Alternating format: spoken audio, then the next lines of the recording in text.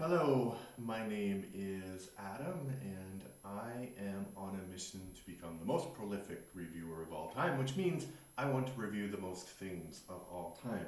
And mostly I've been focusing on movies and television series, and sometimes books, but I'd like to expand my repertoire into games because I'm not like a pro gamer or anything, but I do game a lot.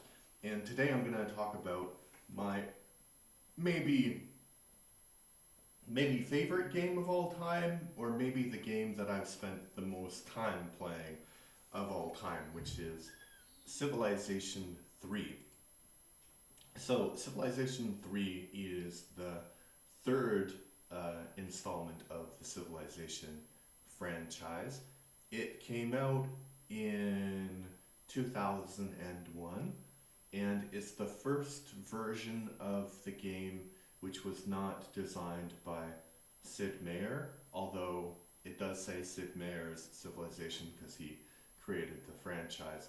But it was designed by Jeff Briggs and Soren Johnson.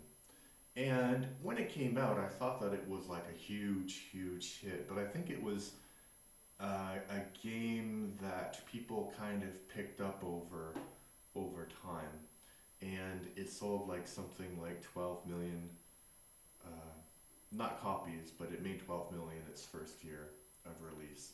So very successful game. And what is so attractive about the game? I think the problem the the thing with the game is that it's really quite addictive. You have the basic premise of the game is that you start in a civilization and you can pick any civilization, maybe not any. There's like maybe 24 civilizations you can pick from, really famous ones like Russia or England or the United States, or not so famous ones like Maya or Aztec, although they're probably famous too. And you start to build your civilization, and you found cities, and you explore, and you use your workers to create roads and kind of exploit the resources around you. And you can create, each civilization has a unique unit, like the Japanese have the samurai, and the British have the man of war, and I think the French have something like some musketeer or something like that.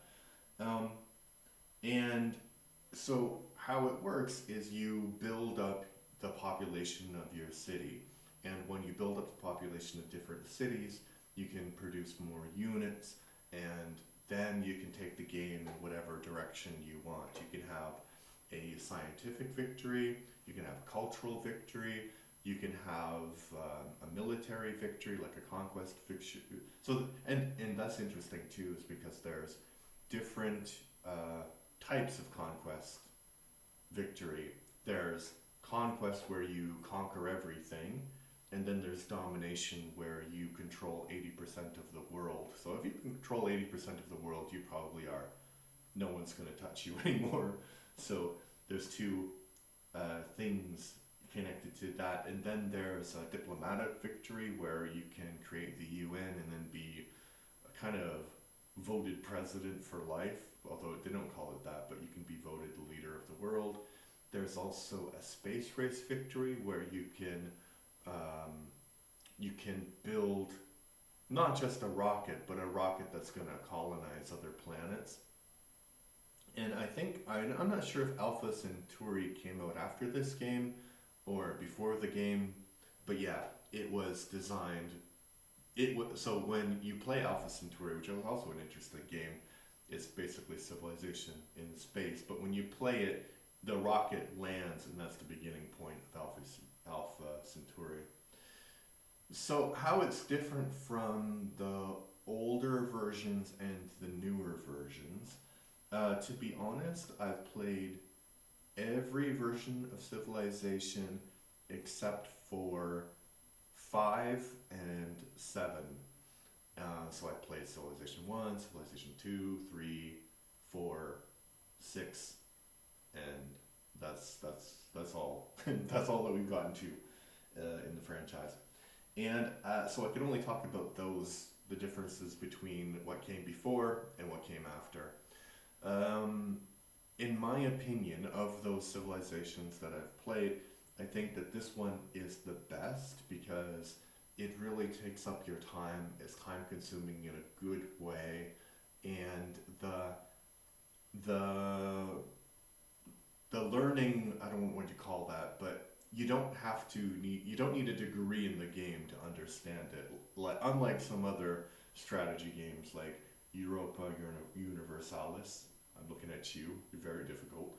Um, so what you can do then is you can play the game basically however you want. You can, develop your civilization for thousands of years, then develop nuclear weapons and blow up everybody. So it's it's a good game in that sense.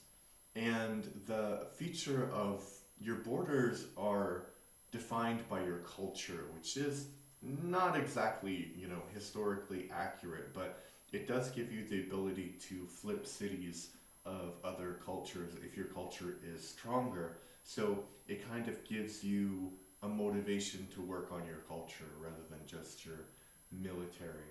And I think in Civilization 4, probably they do add something connected to this cultural mechanic, which is religion, which works the same way. So you can affect people by your religion. So your influence it's more natural, but it gets the game a bit more complicated. And by Civilization 5, they had like completely gotten rid of the kind of core idea of civilization. But I can talk about that in my review of Civ 6. But I think that people do like Civilization 5, and they people either say Civilization 5 is the best game in the franchise or this one is the best game in the franchise. And personally, I think that this is the best one. And I think later on, the so I think at the time, the design of the leaders was very cartoony because of graphic limitations. And I think that they went with that, and it seems like it's a game for children, unfortunately, in later editions. They're just cartoons. The leaders, they look ridiculous. So I think what would be perfect is sort of an updated Civilization 3 for adults with like better graphics and um, more adult like leaders who look like they would actually look like in real life. So I really do like it, and I've been comparing it with other versions. And of course, it's better than the first ones because the first ones they really look like they're from the early '90s or the '80s or whenever they're from. Like the horses are just like these three little bits, and the graphics they do look like they're from 2001, but the voice acting is really really great. Like aha, the Calvary does is great. It's great. Um, so I've been pretty positive about the game, and I would give it a 7 out of 10. Why 7 out of 10? You say if it's so great. The problem with it is I have probably played, I don't know, hundreds, maybe even 1,000 hours of the game. So it definitely, you can replay and replay and replay it, but nothing different happens in the game. It's very repetitive. So you can have like conquest victory or domination victory. You can put like the difficulty levels up and you can try that, but fundamentally what you're doing doesn't differ anything. It doesn't have the chaos of real life, I guess. Like something like your Europa Universalis would. So with Europa Universalis, at least the fourth one, I haven't played any other versions, you really have this feeling that you're kind of role playing characters. And you don't have the feeling that you're role playing different characters. You're just being this kind of godlike person who can control an entire civilization throughout its history. And another thing is like the later stages are really quite limited because obviously it's hard to predict what's going to happen in the future, but you only have, I think the game ends in 2060, which is a bit ridiculous, you know? But yeah, I don't know. I like it, but I can see that it could be better. And I think that's why there have been seven or, you know, six other, well, so Civilization 3. There have been four other installments after this because they're trying to improve on it. But I think they went in a bad direction. And I think another thing that always kind of bothered me about this game is that there are battles, but basically it's all numbers. So if you have stronger units, if you have, I don't know, 20 units which are, again, versus like 15 units, 99% of, and they're the same kind of units, 99% of the time you're gonna win. There's not really any much strategy in it. So it would be great if you, and probably there's a game like this, if you had like kind of the basics of Civilization, where you're like creating a civilization, you're managing your resources, building cities, doing infrastructure and all of that. But when you actually have the battles actually have strategy, like in Total War. I think that would be cool. All right, yeah, what did you think about Civilization 3? If you have some comments, put them down below in the comment section. If you like this review, please subscribe. I'm trying to get 150 subscribers by the end of January. We're at 108, so that's very, very good. And if you want to support me and my quest to become the most prolific reviewer of all time, check out the Patreon. The link is in the description.